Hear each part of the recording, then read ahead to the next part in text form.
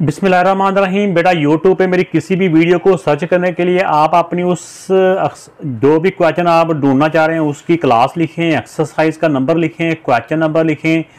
वो बुक जिस पब्लिशर की भी है, नेशनल बुक फाउंडेशन की है, पंजाब टेक्स्ट बुक बोर्ड की है, या सिंगल नेशनल जो करिकुलम है उसकी है, इसमें से कोई एक जो भी आपकी है वो लिखें। अगर ये नहीं भी लिखना तो आप कम से कम मैथ सर नदीम मुनव्वर लिख के सर्च के बटन पे क्लिक करेंगे तो आपके पास वो वीडियो आ जाएगी। इसके अलावा आप फेसबुक पे मेरे पेज को लाइक करें, इसी नाम से है, और इंस्टाग्राम पे मुझे फॉलो करें।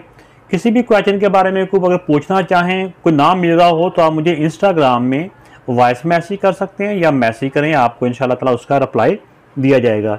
इसके अलावा जिसने मेरे चैनल को अभी तक सब्सक्राइब नहीं किया, चैनल को सब्सक्राइब करके मेरी हौसला अफजाई करें और बेल आइकन को प्रेस करना मत भूलिएगा। बिस्मिल्लाहिर्रहमानिर्रहीम। बेटा ये क्वेश्चन नंबर 3 है। Find the volume of a room is this cube feet.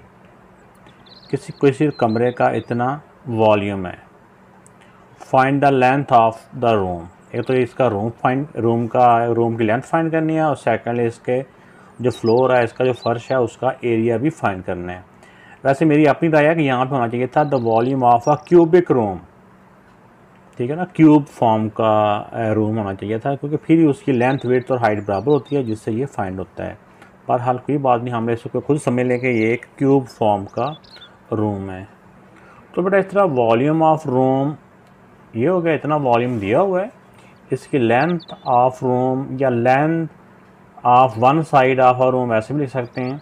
तो जब वॉल्यूम दिया हो तो उसकी एक साइड की लेंथ फाइंड करनी हो, तो वॉल्यूम के दिया हो एक साइड की लेंथ फाइंड करनी हो तो उसका क्यूब रूट निकालते हैं, क्यूब रूट। अब इसको हम डिवाइड कर लेते हैं, इसके ना प्राइम फैक्टर बनाते हैं। तो इसका बेटा ये फैक्टर बन गए इसके।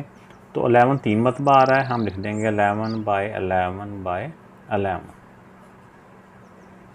तो 11 को एक दफ़ा लिख के ऊपर क्यूब कर देंगे और ये क्यूब रूट।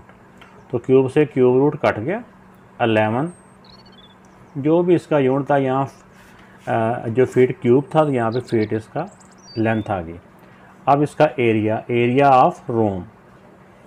तो एरिया का फार्मूला होता है लेंथ बाय लेंथ, क्योंकि ये जो क्यूब है ना, क्यूब फॉर्म का रूम है, इसकी लेंथ भी उतनी है और दूसरी लेंथ जो विड्थ होती है वो भी उतनी है और इसकी हाइट भी उतनी है, इसलिए इसका ये क्यूब रूट करने से इसकी लेंथ आई है।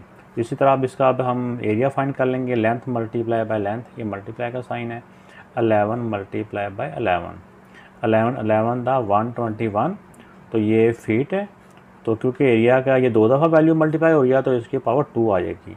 तो ये बेटा इसका आंसर आ गया। ये दोनों इसके आंसर हैं।